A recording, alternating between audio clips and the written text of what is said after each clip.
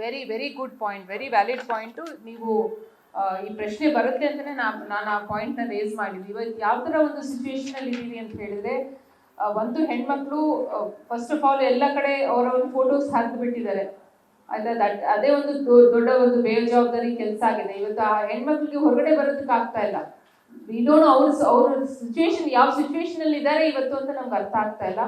So ಅವ್ರನ್ನ contact ಮಾಡುವಂತ ಕೆಲಸ ಮಾಡಬೇಕು. ಅದನ್ನೇ ನಮ್ಮ ಮಹಿಳಾ ಆಯೋಗದ ಏನು ಅಧ್ಯಕ್ಷರಿದ್ದಾರೆ ಅದನ್ನು ಸಹ ಅವರು ಹೇಳಿದ್ದಾರೆ. ಯಾವ ತರ ನಾವು ಅವ್ರನ್ನ ಕರೆದು ಮಾತಾಡಿಸ್ಬೇಕು, ಅವ್ರಿಗೆ ಪ್ರೊಟೆಕ್ಷನ್ ಕೊಟ್ಟು ಕರ್ಕೊಂಡ್ ಬರ್ಬೇಕು. ಬಿಕಾಸ್ ಇವರೆಲ್ಲ ಅಧಿಕಾರದಲ್ಲಿದ್ದಾರೆ. ನೀವು ಯೋಚನೆ ಮಾಡಿ, ಇದು ಏನು ಸಾಮಾನ್ಯ ಒಂದು ವರ್ಗದಿಂದ ಅಥವಾ ಸಾಮಾನ್ಯ ಒಂದು ಫ್ಯಾಮಿಲಿಯಿಂದ ಬಂದಂತರಲ್ಲ.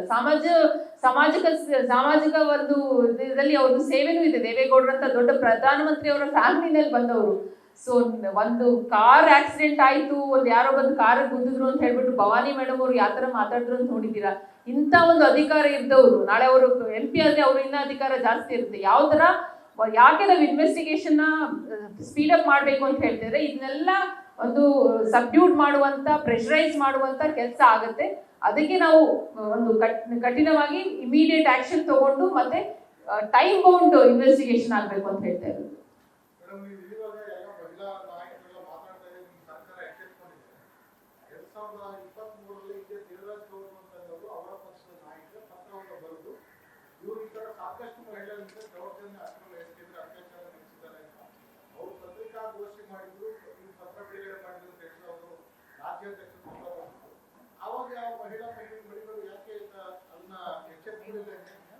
ಅವರು ಅದನ್ನೇ ಭವ್ಯ ಅವರು ಹೇಳಿದ್ರು, ಆ ಲೆಟರ್ ಬರ್ದಿದ್ರು.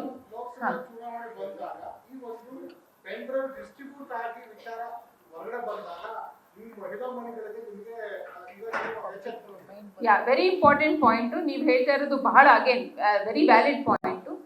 ಆ ಲೆಟರು ಬರ್ದಿರೋದು ಬಿಜೆಪಿ ಅವರು, ಅವರ ಏನು ಅಧ್ಯಕ್ಷರಿದ್ದಾರೆ ಮತ್ತೆ ಅವರ ಒಂದು ಪ್ರಧಾನಮಂತ್ರಿಗಳಿಗೆ ಲೆಟರ್ ಬರ್ದಿದ್ದಾರೆ. ಯಾಕಂದ್ರೆ ಇವ್ರಿಗೆ ಇದು ಕೊಟ್ರೆ ವಿಡಿಯೋಸ್ ರಿಲೀಸ್ ಆಗುತ್ತೆ ಅಂತ ಹೇಳ್ಬಿಟ್ಟು. ಇದ್ರ ವಿಡಿಯೋಸ್ ಯಾವ್ದಿದೆ ಎತ್ತಿದೆ ಅಂತ ನಮಗೆ ಗೊತ್ತಿರಲಿಲ್ಲ, ಅವ್ರಿಗೆ ಗೊತ್ತಿದೆ. So they know that the videos are there ಅಲ್ವಾ. ಸೊ ನಮ್ಗೆ ಅದ್ರ ಬಗ್ಗೆ ಮಾಹಿತಿ ಇಲ್ಲ. ಅವ್ರು ವಿಡಿಯೋಸ್ ಇದೆ ಬರ್ದಿದ್ದಾರೆ, ಹೌದು ವಿಡಿಯೋಸ್ ಇದೆ ಅಂತಾನು ಅವ್ರ ಲೆಟರ್ ಬರ್ದ ಮೇಲೆ ಬಂದು ಅವರು ಒಂದು ಪ್ರೆಸ್ ಕಾನ್ಫರೆನ್ಸ್ ಮಾಡಿದ್ರು. ನಾವು ಅದನ್ನ ಇವನ್ LCD ನಲ್ಲೂ ಪ್ಲೇ ಮಾಡ್ತೀನಿ ಅಂತನೋ ಹೇಳಿದ್ರಂತೆ press conference. I don't know, ತಪ್ಪಾಗಿದ್ರೆ ಕರೆಕ್ಟ್ ಮಾಡಿ ಅಂತ ಹೇಳಿದ್ದಾರೆ. ಬಟ್ ಈ ತರ ಒಂದು ವಿಡಿಯೋಸ್, ಈ ತರ ಒಂದು ನಂಬರ್ಸ್ 2700 ನಂಬರ್ಸ್ ನಲ್ಲಿ ಬರುತ್ತೆ. ಮತ್ತೆ ಹೆಣ್ಮಕ್ಳ ಫೋಟೋಸ್ ಈ ತರ ಎಲ್ಲ ಕಡೆನೂ ಹರಿದೋಗುತ್ತೆ ಅಂತ ನಮಗ್ ಗೊತ್ತಿರ್ಲಿಲ್ಲ, ಖಂಡಿತ ಗೊತ್ತಿರಲಿಲ್ಲ. ಪಬ್ಲಿಕ್ ಡೊಮೈನ್ ಬಂದ್ಮೇಲೆ ನಾವು ರಿಯಾಕ್ಟ್ ಮಾಡ್ಬೇಕು. ನಮಗ್ ಬಂದಿರಲಿಲ್ಲ, ಪಬ್ಲಿಕ್ ಡೊಮೈನ್ ಬಂದಿರಲಿಲ್ಲ. ಪಬ್ಲಿಕ್ ಡೊಮೈನ್ಗೆ ಬರ್ತೀರಾ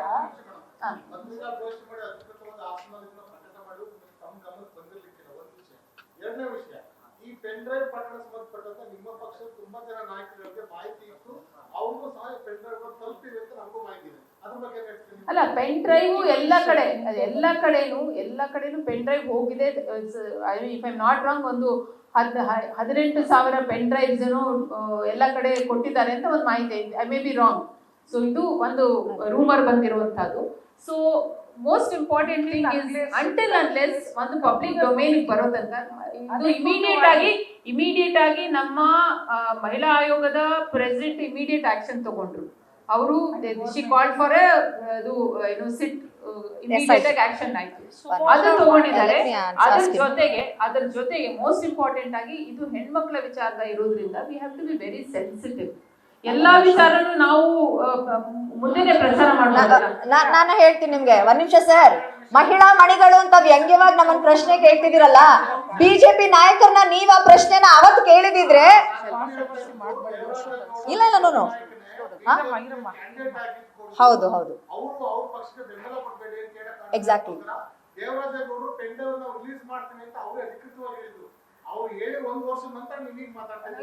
ರಿಲೀಸ್ ಯಾವಾಗ ಮಾಡಿದ್ರು ಸರ್?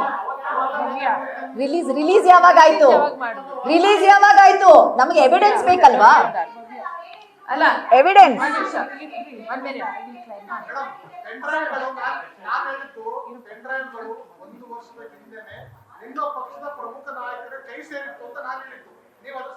ಅಲ್ಲ, ಆ ರೀತಿ ಅದ್ರ ಬಗ್ಗೆ ಮಾಹಿತಿ ಇದ್ದಿದ್ದಿಲ್ಲ. ಯಾಕೆ ಸರ್ ಸುಮ್ಮನೆ ಅದು ಬರುತ್ತೆ ಖಂಡಿತ. ನಾನು ಆ ಪಾಯಿಂಟ್ ಬರುತ್ತೆ. ಇನ್ವೆಸ್ಟಿಗೇಷನ್ ಇಸ್ ನಾಟ್ ಓನ್ಲಿ ಬರೀ ಪ್ರಜ್ವಲ್ ಆಂಗಲ್ ಬರಲ್ಲ. ಅದನ್ನ ಯಾರು ಹರಿದು ಬಿಟ್ಟು ಅನ್ನೋದನ್ನು ಬರುತ್ತೆ. ಯಾಕಂದ್ರೆ ಹೆಣ್ಮಕ್ಳ ವಿಚಾರದಲ್ಲಿ ಎಲ್ಲಾನು ಸೂಕ್ಷ್ಮವಾಗಿರ್ಬೇಕು. ಯಾರನ್ನ ಹರಿದು ಬಿಟ್ರು ಅನ್ನೋ ಒಂದು ಪಾಯಿಂಟ್ ಖಂಡಿತ ಬಂದೇ ಬರುತ್ತೆ. That is also very important point. ಯಾಕಂದ್ರೆ ಇವತ್ತು ಬೀದಿಗೆ ಬಂದಿರೋದು ಬರೀ ಪ್ರಜ್ವಲ್ ರೇವಣ್ಣ ಇಶ್ಯೂದೇ ಅಲ್ಲ, ಬರೀ ಯಾರು ಅವ್ರ ಫೋಟೋಸ್ ಬಂದು ಹೊರಗಡೆ ಬಂದಿದ್ದು ಅದನ್ನು ಸಹ ನಾವು ಪ್ರಶ್ನೆ ಮಾಡಬೇಕಾಗುತ್ತೆ. I will agree to your point.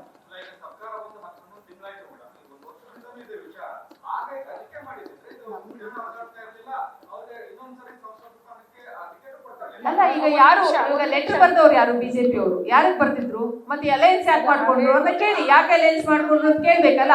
ನೀವು ನಮ್ಮನ್ನ ಕೇಳುವಂತ ಪ್ರಶ್ನೆ ಯತ್ನಾಳ್ ಅವ್ರನ್ನ, ಯಡಿಯೂರಪ್ಪನವ್ರನ್ನ, ಅಶೋಕ್ ಅವ್ರನ್ನ ಮಾಡ್ಬೇಕಲ್ಲ ಆ ಪ್ರಶ್ನೆ. ಅವ್ರಿಗೆ ಗೊತ್ತಿತ್ತಲ್ಲ. ಗೊತ್ತಿದ್ಮೇಲೆ ಅಲ್ಲ, ಅವರ ಒಂದು ಪ್ರತಿನಿಧಿ ಯಾರಿದ್ದಾರೆ, ಅವರ ಪಕ್ಷದ ರೆಪ್ರೆಸೆಂಟೇಟಿವ್ ಯಾರಿದ್ದಾರೆ, ಅವ್ರು ಗೊತ್ತಿದ್ಮೇಲೆ ಅವ್ರ ರಾಜ್ಯಾಧ್ಯಕ್ಷ ಗೊತ್ತಿರುತ್ತೆ, ಯಡಿಯೂರಪ್ಪನವ್ರಿಗೂ ಗೊತ್ತಿರುತ್ತಲ್ಲ. ಒಂದ್ ನಿಮಿಷ ವೇಟ್ ಮಾ. ನಮಗ್ ಗೊತ್ತಿರ್ಲಿಲ್ಲ ವಾಟ್ ಆರ್ ದ ವಿಡಿಯೋಸ್ ಅಂತ ಗೊತ್ತಿರ್ಲಿಲ್ವಲ್ಲ. ಏನ್ ವಿಡಿಯೋ ಅಂತ ಗೊತ್ತಿರ್ಲಿಲ್ಲ. How will I know? Madam ಒಂದ್ ನಿಮಿಷ ಸರ್, ನನ್ಗೆ ಅರ್ಥ ಆಯ್ತು. ಒಂದೇ ಒಂದು ಹೇಳ್ತೀನಿ ಕೇಳಿ.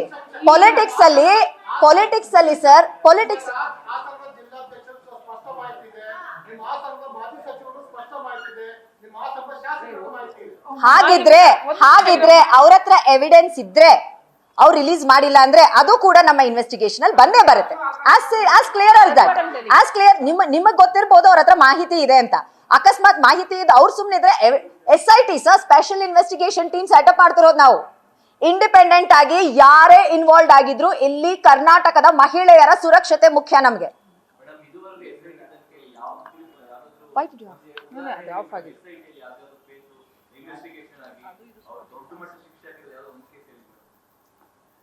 ಸರ್, ಇವಾಗ ಏನ್ ಇನ್ವೆಸ್ಟಿಗೇಷನ್ ಆಗ್ತಿದೆ, ಈ ಮಟ್ಟಕ್ಕೆ ಇಂತಹ ದೊಡ್ಡ ಕೇಸ್ ನಡೆದಿದೆ. ಇದು ನೀವು SIT ಮೇಲೆ ನಂಬಿಕೆ ಇಲ್ಲ ಅಂದ್ರೆ ನಾವ್ ಏನ್ ಹೇಳಕ್ ಸಾಧ್ಯ? ಪೊಲೀಸ್ ಅವ್ರ ಮೇಲೆ ನಾವು ನಂಬಿಕೆ ಇರ್ಲಿಲ್ಲ. ನ್ಯಾಯಾಂಗ ನಾವು ಅದರ ಬಗ್ಗೆ SIT ಮೊದಲಾಗಿಲ್ಲ ಅಂತ ಇವತ್ತು ಆಗೋದಿಲ್ಲ ಅಂತ ಹೇಳಕ್ ನಮ್ಮ ಹೋರಾಟ, ನಮ್ಮ ಪ್ರಯತ್ನ ಇರಬೇಕು. ನಾವು ಇನ್ವೆಸ್ಟಿಗೇಷನ್ ಮಾಡ್ಬೇಕು, ಪ್ರಾಮಾಣಿಕವಾಗಿ ಮಾಡ್ಬೇಕು ಅಂತ ನಾವು ಡಿಮಾಂಡ್ ಮಾಡ್ತಾ ಇದೀವಿ. ಸಿದ್ದರಾಮಯ್ಯ ಅವ್ರಿಗೂ ಸಹ ಇದನ್ನೇ ನಮ್ಮ ಆಯೋಗದಿಂದ ಬರ್ದಿರೋದು. ದಟ್ ಇನ್ವೆಸ್ಟಿಗೇಷನ್ ಆಗ್ಬೇಕು ವಿತೌಟ್ ಎನಿ ಬಯಸ್ ಇನ್ವೆಸ್ಟಿಗೇಷನ್ ಮಾಡ್ಕೊಂಡು ಟೈಮ್ ಔಟ್ ಆಗ್ಬೇಕು ಅಂತ ಹೇಳ್ಬಿಟ್ಟು. ಇದು ಮಹಿಳೆಯರ ವಿಚಾರ ಬಂದಿದೆ, 2700 ಹೆಣ್ಮಕ್ಳ ವಿಚಾರ ಬಂದಿದೆ. ನಾವು ತಮಾಷೆ ಮಾಡ್ಲಿಕ್ಕೆ ಆಗತ್ತಾ? ಆ ಮುಂದೆ ಆಗಿಲ್ಲ ಅಂದ್ರೆ ಇವತ್ತು ಆಗಲ್ಲ ಅಂತ ಏನ್ ರೀಸನ್ ಇಂದ ಹೇಳ್ತೀವಿ ನಾವು?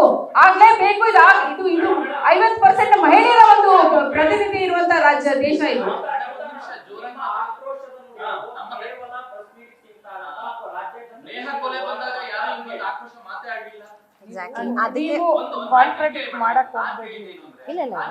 ಇಲ್ಲ ಎಕ್ಸ್ಪ್ಲೇನ್ ಮಾಡ್ಬೇಕು. ದೊಡ್ಡ ಮಟ್ಟದ ನಾನ್ ಕೇಳಿದಿಷ್ಟೇ, ಇದುವರೆಗೂ ಆಗಿರೋ SIT ತನಿಖೆಗಳಲ್ಲಿ ತನಿಖೆಯಾಗಿ ಎಷ್ಟು ದೊಡ್ಡ ಮಟ್ಟದ ಶಿಕ್ಷೆ ಆಗಿದೆ? ಯಾಕೆಂದ್ರೆ SIT ತನಿಖೆಗಳಲ್ಲಿ ನ್ಯಾಯ ಸಿಗಲ್ಲ ಅನ್ನುವಂತ ನಂಬಿಕೆಗಳಿದಾವೆ ಜನಗಳಿಗೆ. ಅದ್ರ ಬದಲಾಗಿ ನ್ಯಾಯಾಂಗ ಹೈಕೋರ್ಟ್ ಜಡ್ಜ್ ನೇತೃತ್ವ ಮಾಡಿ ಅಂತ ಹೇಳ್ಬೇಕು. ಅವ್ರು ಆ ತರದನ್ನ ಕೋರ್ಟ್ ಮಾನಿಟರ್ ಮಾಡ್ಬೇಕು ಅಂದ ತಕ್ಷಣ ಆಗೋದಿಲ್ಲ ಮೇಡಮ್. ಅದ್ರ ಬದಲಾಗಿ ಜಡ್ಜ್ಗಳೇ ಮಾಡಿ ಅಂತ ಹೇಳಿದ್ರೆ ಆಗಿತ್ತಲ್ಲ. SIT ಯಾವ ರೀತಿ ಇದೆ ರಾಜ್ಯದಲ್ಲಿ, ಏನೇನಾಗುತ್ತೆ ಅಂತ ಗೊತ್ತು. ನಾವು ಕೇಳ್ತೀವಿ ನ್ಯಾಯ ಸಿಗ್ಬೇಕು ಅಂದ್ರೆ ಬೇಗ ತನಿಖೆ ಆಗ್ಬೇಕು. SIT ಇಂದ ಸಿಗುತ್ತಾ ಅನ್ನುವಂತ ಪ್ರಶ್ನೆ ಅಲ್ಲ. ನೀವು ಪ್ರಶ್ನೆ ಕೇಳ್ತಾ ಇದೆ ಯಾಕಂದ್ರೆ as a media you have to ask this questions. But ನಮಗ್ ನಂಬಿಕೆ ಇದೆ, ಯಾಕಂದ್ರೆ ಇದು ಒಂದು ಸಾಮಾನ್ಯವಾದಂತ ಕೇಸ್ ಅಲ್ಲ. ಇದು ಹೆಣ್ಮಕ್ಳ ವಿಚಾರದ ಕೇಸು. ಇಷ್ಟು ಪ್ರಮಾಣದಲ್ಲಿ ನಾವು 50% ಇದೀವಿ ದೇಶದಲ್ಲಿ. ಇಷ್ಟು ಪ್ರಮಾಣದಲ್ಲಿ ಈ ತರ ಒಂದು ಕಾಂಡ ಆಗಿರೋದು, ಇದು not only one big thing for India, ಇಡೀ ಪ್ರಪಂಚದಲ್ಲೇ ಇದು ಒಂದು ದೊಡ್ಡ ಇಶ್ಯೂ ಆಗಿದೆ. ಹಂಗಿರ್ಬೇಕಾದ್ರೆ ನಮ್ಮ ಸರ್ಕಾರ ಯಾಕೆ ಸುಮ್ಮನೆ ಕೂತ್ಕೊಳ್ಳುತ್ತೆ? ವಿ ವಿಲ್ ಡೆಫಿನೆಟ್ಲಿ ಪ್ರೆಷರೈಸ್ ಮಾಡಿ ನಾವು ನಮ್ಮ ಮಹಿಳೆಯರಿಗೆ ನ್ಯಾಯ ಕೊಡಿಸುವಂತ ಕೆಲಸ ಖಂಡಿತ ನಾವು ಮಾಡ್ತೀವಿ. ಇದು ಹೋರಾಟ ಬರೀ ಪ್ರೆಸ್ ಕಾನ್ಫರೆನ್ಸ್ ಅಂತೂ ಖಂಡಿತ ಅಲ್ಲ. ಇದ್ರ ಬಗ್ಗೆ ನಾವು ಖಂಡಿತ ಹೋರಾಟ ಮಾಡ್ತೀವಿ. Will take it to the logical conclusion. ಪತ್ರ ಬರೆದ್ಮೇಲೆ ಈಗ ನಿನ್ನೆ ಬೆಳಗ್ಗೆ ವಿದೇಶಕ್ಕೆ ಹೋಗಿದ್ದಾರೆ. ಸ್ವಲ್ಪ ಇನ್ನೂ ಸೀರಿಯಸ್ ಆಗಿ ಮಾಡಿದ್ರೆ ಅವ್ರು ವಿದೇಶಕ್ಕೆ ಹೋಗೋದನ್ನ ತಡೆಯಬಹುದಾಗಿತ್ತು. ನಿಮ್ದೇ ಸರ್ಕಾರ ಇತ್ತು. ಈಗ ಅವ್ರು ವಿದೇಶದಲ್ಲಿ ಹೋಗಿದ್ರೆ ಯಾವ ಇನ್ವೆಸ್ಟಿಗೇಷನ್ ಮಾಡ್ತೀರಾ? ಅವ್ರು ಎಲ್ಲಿ ಬಂದಿರ್ತೀರಾ? ಕರೆಕ್ಟ್. ಈಗ ನೀವು ಆ ಪ್ರಶ್ನೆ ಕೇಳಿದ್ರಿ, ನಾವು ಇಮಿಡಿಯೇಟ್ ಆಕ್ಷನ್ ತಗೊಂಡಿದೀವಿ. ನಾವು ಸ್ಪೆಷಲ್ ಇನ್ವೆಸ್ಟಿಗೇಷನ್ ಟೀಮು ರಚನೆ ಮಾಡಿದ್ವಿ. ಅವ್ರ ಪಾಸ್ಪೋರ್ಟ್ ಸ್ಟಾಪ್ ಮಾಡುವಂತ ಕೆಲಸ ಮಾಡಬಹುದಾಗಿತ್ತಲ್ಲ, ಪ್ರಧಾನಮಂತ್ರಿ ಗೊತ್ತಿರ್ತಲ್ಲ. ಎವ್ರಿಬಡಿ ಆರ್ ಈಕ್ವಲ್ ಅದಲ್ಲ, ಪ್ರತಿಯೊಬ್ಬರು ಕೂಡ. ನಿನ್ನೆ ರಾತ್ರಿ 9:30ಗೆ ಟ್ವೀಟ್ ಮಾಡಿದ್ದಾರೆ. ಇವತ್ತಾಗುತ್ತೆ ಸರ್, ಇವತ್ತಾಗುತ್ತೆ. ಒಂದ್ ನಿಮಿಷ ಲಾಸ್ಟ್ ನಾನು ಕನ್ಕ್ಲೂಷನ್ ಕೊಡ್ತೇನೆ with my experience.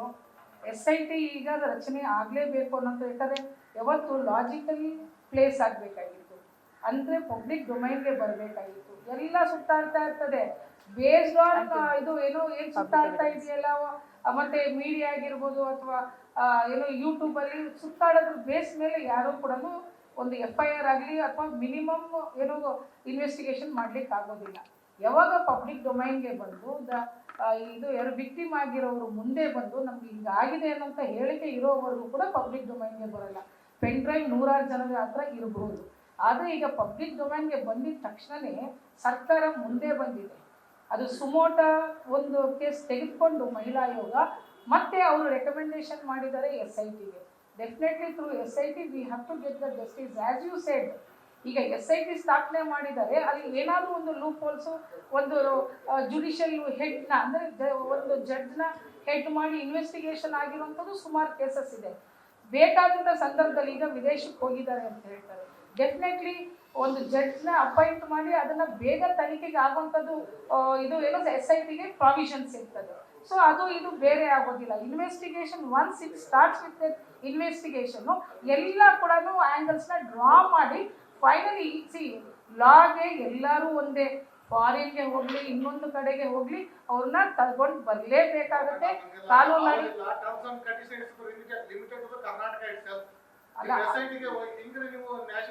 That's what they will draw another.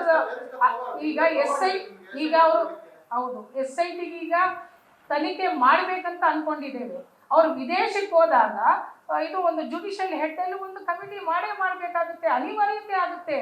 ಅವಾಗ ಅವ್ರದ್ದು area of operation and purview ಇದು ಎನ್ಹಾನ್ಸ್ ಆಗ್ತದೆ. ದಟ್ ಈಸ್ ಒಂದು ನ್ಯಾಚುರಲ್ ಪ್ರೋಸೆಸ್ ಅಲ್ಲಿ ಲೀಗಲ್ ಟರ್ಮ್ಸ್ ಅಲ್ಲಿ ಹೋಗೇ ಹೋಗ್ತಾರೆ. ಅದು ಕೂಡ ಸಿಂಗಲ್ ಜಡ್ಜೋ ಡಬಲ್ ಜಡ್ಜೋ ಯಾವುದಾದ್ರೂ ಒಂದು ಇನ್ವೆಸ್ಟಿಗೇಷನ್ ಟೀಮ್ ಮಾಡೇ ಮಾಡ್ತಾರೆ ವಿದೇಶಕ್ಕೆ ಹೋದಾಗ. SIT is limited to the Karnataka ಅಂದಾಗ judicial committee may be extended to whole world ಗ್ಲೋಬಲ್ಗೆ ಆಗುತ್ತೆ. ಅದು ಆಟೋಮೆಟಿಕ್ ಆಗುವಂಥ ಪ್ರೋಸೆಸ್ಸಲ್ಲಿ ಆಗೇ ಆಗುತ್ತೆ. ಯಾಕಂತಂದರೆ ಮುಖ್ಯಮಂತ್ರಿಗಳು ಕೂಡ ಭಾಳ ಸೆನ್ಸಿಟಿವ್ ಆಗಿದ್ದಾರೆ, ಉಪಮುಖ್ಯಮಂತ್ರಿಗಳು sensitive, and more over we are women still more very aggressive. See that a public representative cannot act on his whims and fancies. ನಾವು ಬೀದಿಗೆ ಹೇಳಿದ್ದೇವೆ, ನಮ್ಮ ಸರ್ಕಾರಕ್ಕೂ ಒತ್ತಾಯ ತಂದೆ ತರ್ತೀವಿ ಮತ್ತಷ್ಟು. ಇದು ಲೀಗಲ್ ಕೋರ್ಸು ಆಟೋಮೆಟಿಕ್ ಆಗಿ ಹೋಗುತ್ತೆ. And special investigation team above ಏನೋ ಸ್ಪೆಷಲ್ ಜಡ್ಜು ಮೇಲೆ ಒಂದು ಕಮಿಟಿ ಮಾಡ್ತಾರಲ್ಲ, ಅದು ಕೂಡ ಹಾಗೇ ಆಗುತ್ತೆ. ಅವರೇನು ಯಾವ ಪ್ರಪಂಚದಿಂದ ಎಲ್ಲೂ ಹೋಗೋಕ್ಕಾಗಲ್ಲ. He will be under the scan of the judicial eyes. ಈ ಒಂದು ಪ್ರಕರಣವನ್ನ ಕಾಂಗ್ರೆಸ್ ತನ್ನ ರಾಜಕೀಯ ಲಾಭಕ್ಕೋಸ್ಕರ ಬಳಸಿಕೊಂಡಿದೆ. ಇಲ್ಲ, ಆ ಕಾರಣಕ್ಕೋಸ್ಕರ ಲೋಕಸಭಾ ಚುನಾವಣೆಯ ಮತದಾರರ ಹಿಂದಿನ ದಿನತನಕರು ಈ ಪ್ರಕರಣ ಗಂಭೀರ ತೆಗೆದುಕೊಂಡಿದ್ದರಿಂದ ಅದಾದ ನಂತರ ಪ್ರಕರಣ ಬೇರೆಯವರು ರಾಜಕೀಯ ಲಾಭಕ್ಕೋಸ್ಕರ ಈ ಪ್ರಕರಣ ಕಾಂಗ್ರೆಸ್ ಅವರು ಬೇರೆ ಬೇರೆ ಆಯಾಮ ತೆಗೆದುಕೊಂಡು ಸರ್ ಈಗ ನಾವು ರಾಜಕೀಯ ತಗೊಬೇಕು ಅಂತ ಹೇಳಿದ್ರೆ ಹಾಸನ ಎಲೆಕ್ಷನ್ ಮುಂಚೆನೆ ತಗೊಳ್ತಾ ಇದೆ. ಹಾಸನ ಎಲೆಕ್ಷನ್ ಆಗೋಯ್ತಲ್ವಾ, ನಮ್ಗೆ ಯಾವಾಗ ಪಬ್ಲಿಕ್ ಡೊಮೇನ್ಗೆ ಇನ್ಫಾರ್ಮೇಶನ್ ಬಂತು, ಮಹಿಳಾ ಆಯೋಗದ ಒಂದು ಇದು ಪ್ರೆಸಿಡೆಂಟ್ ಯಾರಾದ್ರೂ ಹೋದ್ಮೇಲೆ, ಚೇರ್ಮನ್ ಹೋದ್ಮೇಲೆ ಎಲ್ಲ ಮಾಹಿತಿ ಕಲೆಕ್ಟ್ ಮಾಡ್ಕೊಂಡ್ಮೇಲೆ ಏನೇನು ಒಂದು ಪಬ್ಲಿಕ್ ಡೊಮೇನ್ ಅಲ್ಲಿ ಏನೇನು ಇನ್ಫಾರ್ಮೇಶನ್ ಬರ್ತಾ ಇದೆ, ಬಹಳಷ್ಟು ಮಾಧ್ಯಮದವರು ಅಟ್ಲೀಸ್ಟ್ 4-5 ಮಾಧ್ಯಮಗಳು ಇದನ್ನ ವೆರಿ ಸೀರಿಯಸ್ ಆಗಿ ಅದು ಸರ್ಕ್ಯುಲೇಟ್ ಮಾಡಿದ್ರು, ಅಂದ್ರೆ ವಿತ್ ಎಲ್ಲ ಮಾರ್ಕ್ ಮಾಡಿ ಎಲ್ಲ ಸರ್ಕ್ಯುಲೇಟ್ ಮಾಡಿದ್ರು. ಅದಾದ್ಮೇಲೆ ನಾವು ತಗೊಂಡಿದೀವಿ. ನಾವು ರಾಜಕೀಯ ಮಾಡ್ಬೇಕಾಗಿತ್ತು ಅಂತ ಹೇಳಿದ್ರೆ ನಾವು ಪರ್ಪಸ್ಫುಲಿ ಅವತ್ತು ಎಲೆಕ್ಷನ್ ಮಾಡ್ಬೋದಾಗಿತ್ತಲ್ಲ, ಯಾಕೆ ಮಾಡಿಲ್ಲ? ಖಂಡಿತ ದಟ್ ಈಸ್ ನಾಟ್ ಟಿಲ್ ಒಂದು ಸರ್ಕಾರಕ್ಕೆ ನಾನು ನೀವೇನಾದ್ರೂ ಮಾಡ್ಬೋದು, ಹೊರಗಡೆ ನಾವ್ ಎಷ್ಟಾದ್ರೂ ಮಾತಾಡ್ಬೋದು, ಬಟ್ ಸರ್ಕಾರಕ್ಕೆ ಅಟ್ಟಿಲ್ ರೂಲ್ಸ್ ಅಂಡ್ ರೆಗ್ಯುಲೇಷನ್ ಪ್ರಕಾರ ಒಂದು ಲೀಗಲಿ ಅದು ಹೋಗ್ಬೇಕು ಅಂದ್ರೆ ಅದು ಡೊಮೇನಿಗೆ ಬರ್ಬೇಕಾಗತ್ತೆ. ಇವತ್ತು ಹೆಣ್ಮಗಳು ಒಬ್ರು ಬಂದು ಮಾತಾಡಿದ್ದಾರೆ, ಅವ್ರನ್ನ ಲೊಕೇಟ್ ಮಾಡುವಂತ ಒಂದು ಅವ್ರು ಯಾರು ಎತ್ತ ಅಂತ ತಿಳ್ಕೊಳ್ಳುವಂತದ್ದು ಯಾವಾಗ ಆಗೋದೆ? Only she comes to the public domain. ಇಲ್ಲ ಅಂದ್ರೆ ನಮ್ಗೆ ಅದು ಮಾಹಿತಿ ಸಿಗ್ತಾ ಇಲ್ಲ. ಸೊ ಇವತ್ತು ಏನು ಪಬ್ಲಿಕ್ ಡೊಮೇನ್ ಬಂದಿದೆ, based on that only investigation ಮಾಡಬೇಕು. Based on that only we have to take the consent of even the witnesses ಅಥವಾ ವಿಕ್ಟಿಮ್ಸ್ ಮಾತಾಡಿ ತಗೊಳ್ಬೇಕಾಗತ್ತೆ. ಪೊಲಿಟಿಸೈಸ್ ಮಾಡ್ಬೇಕು ಅಂದ್ರೆ ಅವತ್ತೇ ಮಾಡ್ತಾ ಇದ್ವಿ, ಇವತ್ತು ಯಾಕೆ ಬರ್ತಾ ಇದ್ವಿ ನಾವು ಹೇಳಿ? ಇವತ್ತು ಯಾಕೆ ಬರ್ತಾ ಇದ್ವಿ ನಾವು? ಎಷ್ಟು ದಿನದಿಂದ ಚುನಾವಣೆ ವೋಟಿಂಗ್ ಆಗೋದು ತಿಂಗಳ ತನಕ ಎಲ್ಲೆಲ್ಲಿ ಯಾರ್ಯಾರು ಎಷ್ಟೆಷ್ಟು ಡಂಪ್ ಮಾಡುವಂತ ಇಶ್ಯೂ ಪಬ್ಲಿಕ್ ಡೊಮೇನ್ ತುಂಬಾ ಚರ್ಚಿತವಾಗಿದೆ. ಅದೇ ಈಗ ಅದು ಇನ್ವೆಸ್ಟಿಗೇಷನ್ ಅಲ್ಲಿ ಬರುತ್ತೆ. ಈಗ ಈಗ ನಿಮ್ಗೆ ನಾನು ರಿವರ್ಸ್ ಪ್ರಶ್ನೆ ಕೇಳ್ತೀನಿ. ಅಲ್ಲ, ಕುಮಾರಸ್ವಾಮಿ ಅವರು ಪೆನ್ ಡ್ರೈವ್ ಇಟ್ಕೊಂಡು ಓಡಾಡಿದ್ರೆ ಇದೇ ಪೆನ್ ಡ್ರೈವ್ ಅಂತ ನಾನು ಕೇಳ್ಬೋದಾಗಿಲ್ಲ. ಅವರು ಪೆನ್ ಡ್ರೈವ್ ಅಂತ ಓಡಾಡ್ತಾ ಇದ್ರಲ್ಲ, ಎದ್ರಿಗೆ ಬೆದರಿಸಿ ನನ್ನ ಹತ್ರ ಪೆನ್ ಡ್ರೈವ್ ಇದೆ ಅಂತ ಹೇಳ್ಬಿಟ್ಟು ಏನ್ ಮಾಡಿದ್ರು? ಜಸ್ಟ್ ಪೆನ್ ಡ್ರೈವ್ ಇಟ್ಕೊಳೋದು ಇಟ್ ಇಸ್ ನಾಟ್, ಅದು ಕ್ರೈಮು ಅಲ್ಲ. ಪೆನ್ ಡ್ರೈವ್ ಅಂದ್ರೆ ಏನಿರುತ್ತೆ ಅದರಲ್ಲಿ ಫಸ್ಟ್ ಫೈಂಡ್ ಔಟ್ ಮಾಡ್ಬೇಕಲ್ಲ. ಪೆನ್ ಡ್ರೈವ್ ಅಂದಿದ ತಕ್ಷಣ ಏನು ನಾವು ಎಲ್ಲ ಬಿಟ್ಬಿಟ್ಟು ಪೆನ್ ಡ್ರೈವ್ ಇಂದ ಹೋಗಕ್ಕಾಗತ್ತಾ? ಜುಡಿಷಿಯರಿ ಕಮಿಟಿಗೆ ಪರ್ವ್ಯೂ ಒಂದು ಲೀಗಲಿ ಬರ್ಬೇಕಂದ್ರೆ ಒಂದು it has to come to logical point ಅಲ್ವಾ? ಥ್ಯಾಂಕ್ ಯು ಎಲ್ಲ ಮಾಧ್ಯಮ ಮಿತ್ರರಿಗೆ ಥ್ಯಾಂಕ್ ಯು. ಮಹಿಳೆಯರ ಪ್ರಕಾರ ನಮ್ಮ ಪರವಾಗಿ ದಯವಿಟ್ಟು ನೀವು ಇದನ್ನ ಸೀರಿಯಸ್ ಆಗಿ ತಗೊಳ್ಳಿ. ಮತ್ತೊಂದ್ಸಲಿ ನೀವು ದಯವಿಟ್ಟು ಮಹಿಳಾ ಮಣಿಗಳು ಅಂತ ಹೇಳ್ಬೇಡಿ, ಮಹಿಳೆಯರು ಅಂತ ಹೇಳಿ ದಯವಿಟ್ಟು. ಬಿಕಾಸ್ ಇದು ಒಂದು ಈಕ್ವಾಲಿಟಿ ತೋರಿಸಿ. ನಾವು ಪಬ್ಲಿಕ್ ಲೈಫ್ ನಲ್ಲಿ ಇರೋರು, ಪೊಲಿಟಿಕ್ಸ್ ನಲ್ಲಿ ಇರೋರು ಬಹಳ ಕಷ್ಟ ಬಂತು ನಾವು ಪೊಲಿಟಿಕ್ಸ್ ಬರ್ತೀವಿ. ಮಣಿಗಳು ಅಂತ ಹೇಳ್ಬಿಟ್ಟು ಒಂದು ನೀವು ಸ್ವಲ್ಪ ನಮ್ಮನ್ನ ಸ್ವಲ್ಪ ಗೌರವದಿಂದ ಮಾತಾಡಿಸಿ ಅಂತ ನಾನು ನಮ್ಗೆ ಇಲ್ಲ ಸೀರಿಯಸ್ ಆಗಿಲ್ಲ ಅಂತ ಹೇಳಿದ್ರೆ ನಾವ್ ಯಾರು ಇವತ್ತು ಬರ್ತಾ ಇರ್ಲಿಲ್ಲ. ಅಲ್ಲ, ಸೀರಿಯಸ್ ಆಗಿಲ್ಲ ಅಂದ್ರೆ ನಾವ್ ಯಾವತ್ತೂ ಬರ್ತಾ ಇಲ್ಲ. ಪೊಲಿಟಿಕಲ್ ಮಾಡ್ಬೇಕಾದ್ರೆ ನಾನು ಹಾಸನ ಎಲೆಕ್ಷನ್ ಮುಂಚೆನೆ ಬಂದ ಪೊಲಿಟಿಕ್ಸ್ ಮಾಡ್ಬೋದಾಗಿತ್ತು. ಖಂಡಿತ ಶಿಕ್ಷೆ ಆಗ್ಲೇಬೇಕು, ಅದನ್ನ ಒತ್ತಾಯಿಸ್ತೀವಿ. ನಾವು ಒತ್ತಾಯಿಸ್ತೀವಿ. ನಮ್ಮ ಸರ್ಕಾರ ಇದ್ರಲ್ಲಿ ಏನಾದ್ರೂ ಸ್ವಲ್ಪ ಸ್ಲೋ ಮಾಡಿದ್ರು ಸಹ ನಾವು ಪ್ರಶ್ನೆ ಮಾಡ್ತೀವಿ. Thank you. ನ್ಯೂಸ್ ಫಸ್ಟ್ ನಿರ್ಭೀತಿಯಿಂದ ನಿಮ್ಮ ಪರವಾಗಿ.